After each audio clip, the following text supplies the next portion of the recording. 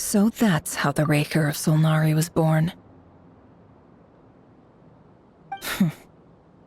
A monster created by circumstance is a monster all the same. Viewing other people's thoughts for too long can get uncomfortable. Right now, I'm feeling a strong sense of loathing. In a nutshell, the story of Conria is what happens when the truth falls by the wayside. Everyone tells little white lies, and before long, you have a huge pack of lies that destroys everything. Phew. Time to get back. His past is filled with sorrow, but the tale of any fallen civilization is one of endless tragedy. Cruel as it may be, that was Conria's fate.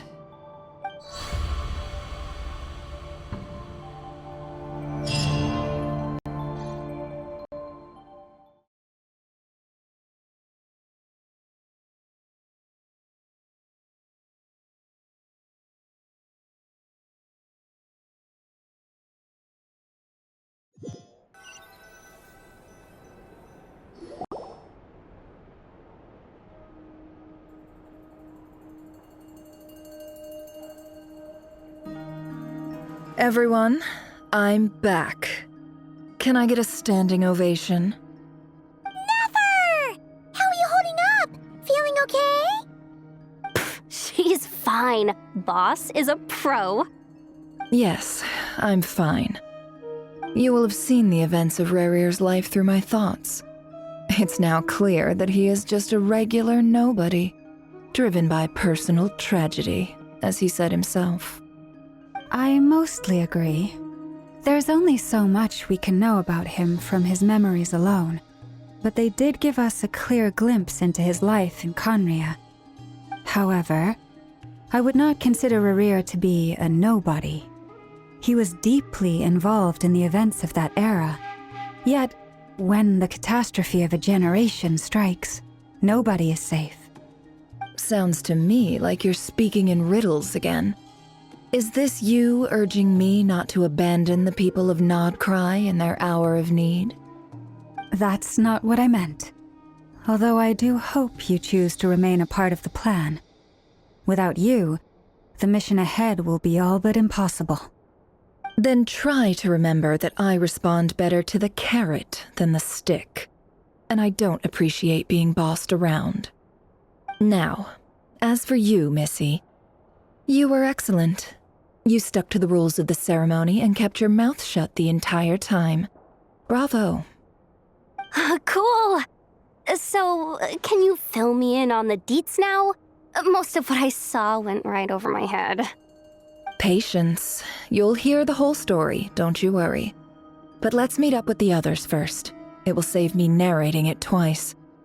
Yehoda? Yes, boss. Let me get that door for ya. That's more like it. For a moment there, I was worried you'd forgotten about the first clause of your employment contract.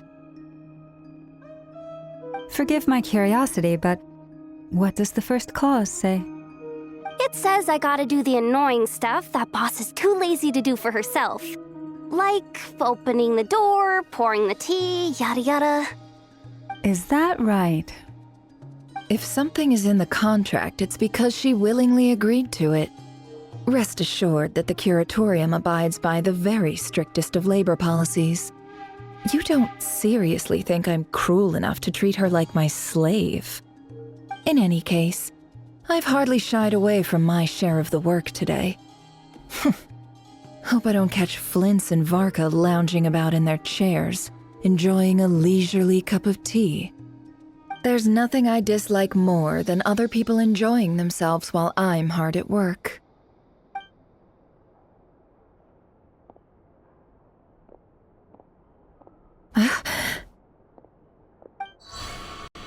Oh no.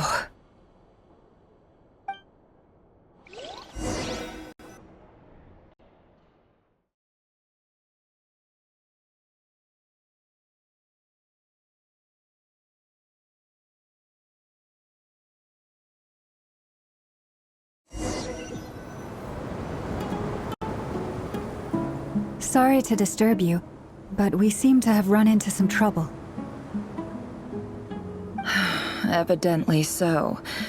Don't worry, I'm not about to leave you to fend for yourselves. I'm not that kind of boss. And it would go against the Curatorium's labor policy.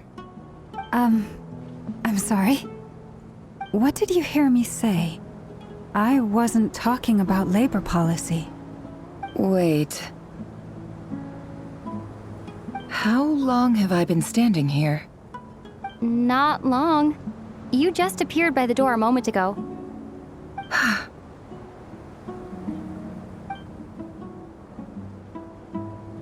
Boss, what's wrong? You look like you've seen a ghost. We've been tricked.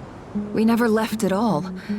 Somehow I hallucinated that whole scene back inside the office. Hallucinated? But how? How indeed. This place should heed my will alone. All thoughts and actions that occur in here are just a result of pawns moving across the chessboard in a carefully calculated manner. And nobody has access to this chess set but me. So you control everything in here? More or less. But yes, it's a special technique of mine. Has anything like this ever happened before? Only once. It was the first time I used the chess set.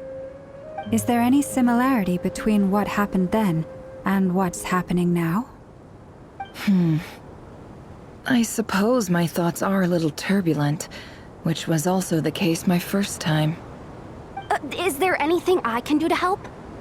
The first clause of your contract clearly states that I only need your help with things that I'm too lazy to do myself. Meaning, you're not feeling lazy right now? Meaning, this is not something Yehoda can help with. The chess set is a personal treasure that I alone understand. I must be the one to find our way out of here. Boss, it's fine. Really. Let me do something useful. Oh, listen to you. Whatever would I do without you, Yehoda? What? Really? Yes, really. Where would I ever find another employee as obedient and servile as you? God forbid anything ever happens to you. Oh, okay. Well, anyway, I was thinking of fetching some water. There's gotta be a source around here somewhere. I suggest everyone finds someplace comfortable to take a rest. We gotta conserve our energy. Even though all this chess malarkey doesn't exist in a physical sense, mentally speaking, it's all real. And so is our tiredness and fatigue. You don't want to dismiss mental fatigue. Just because it isn't physical doesn't mean it's any less serious. But anyway, I got your backs, so don't worry about a thing. Don't I have the best employees? Jealous much? If we can find a suitable time, I'd love to borrow Yehoda for a day to help out at the Frost Moon Scions. Would you be amenable to that, Boss Nefer? Oh, Lauma. Have I ever told you just how pretty you are? Beauty runs from the tips of your antlers to the depths of your imagination. Time to rally, everyone. Follow me. As we continue our journey, the same rules will apply. That means stay focused and no talking no matter what we encounter. And don't disturb the chess pieces. You have my word that I will get us all out of here.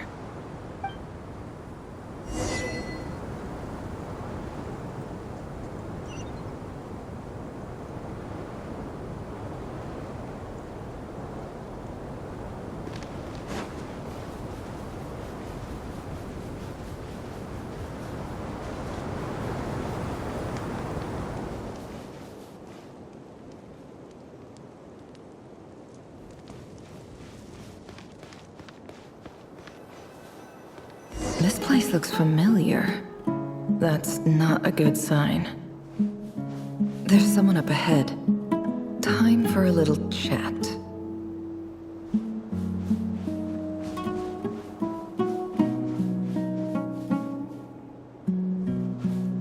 I wasn't expecting visitors at this hour. Wait, is that? Oh, it's him. There you are! Sinue's been looking for you all day. I think he has some news for you. Oh yeah? What were you doing just now, Uncle Retinue? Hiding away some more loose change? I know I saw some Mora. What do you mean loose change? Oh, come on, I'm too old for this. Just pretend you saw nothing.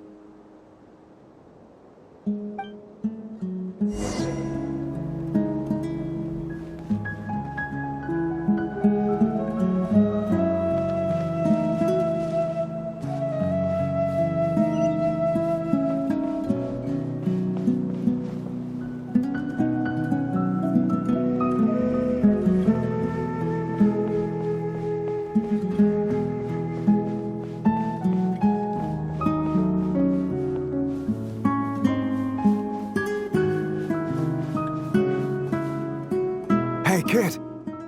Mind telling me what Sinuhe's been up to recently? I'm trying to get in his good books and I need a way in. Get in his good books? Why? What do you want with my dad, Uncle Apepi? I've written a new song. I was hoping to showcase it at the next festival, but I'll need his approval. A new song, huh? I'd love to stay and listen, but unfortunately, Uncle Retinue says my dad's looking for me. Well, there's plenty of time and I'm not going anywhere. See that pile of stones? I'll be sitting there warming up my vocal cords. Come find me when you're done. Pile of stones. Got it.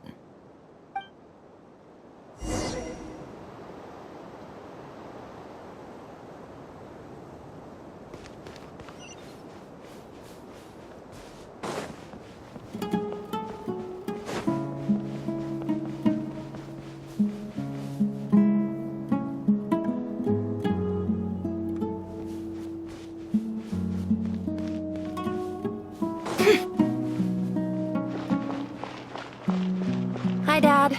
Uncle Retinue said you were looking for me. Ah, there's my little princess. If you'd gotten back just a little sooner, you could have shared the spoils of war with me.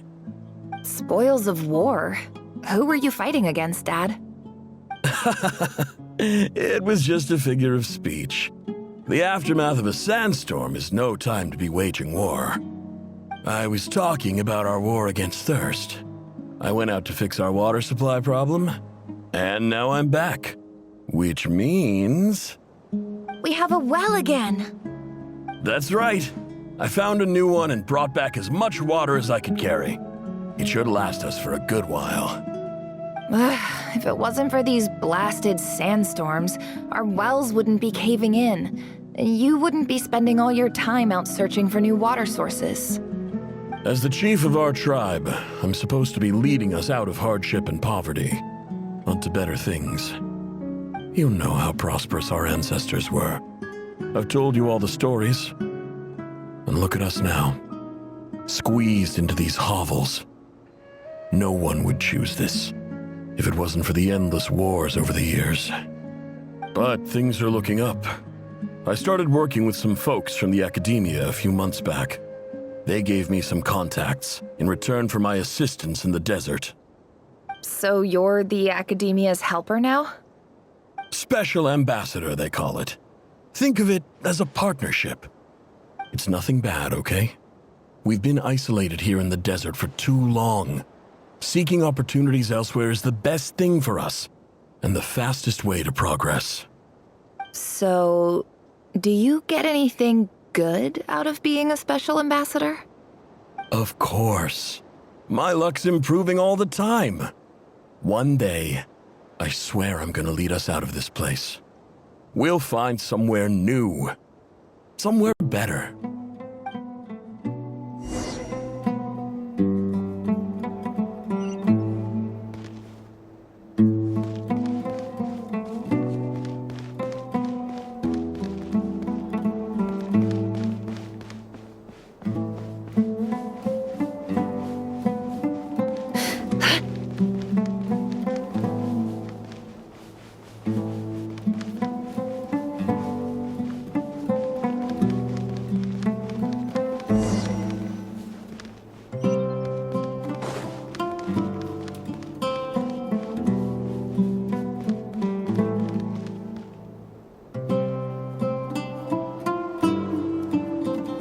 That's our well, and you know it.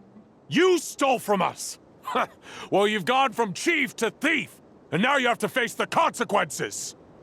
Did you really think you could take our water without permission and get away with it? You're either brave, stupid, or both. And that Special Ambassador Act? Yeah, nice try!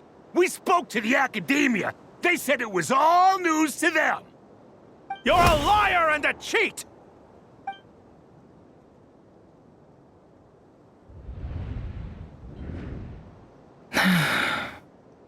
I heard Yehuda gasp, but I don't blame her. Most people are terrified by the sight of blood. Corpses strewn across the ground. The wounds are clearly from scimitars and daggers. The desert dwellers' weapons of choice. There's a handwritten note on the ground. Let's see what it says. Halil, this is Sinuhe, chief of the Shimti tribe. Surely you remember me. I was the one who helped you and your colleagues avoid the quicksand in the desert. This is my second time writing to you. I assume my last letter must have gotten lost in the mail, as I didn't receive a reply. I hope this one makes it to you safely. I'm writing to you because I need some help. That sandstorm the other day completely blocked up our well, forcing me to look for another water source in Iab and Unut territory. It was a matter of survival.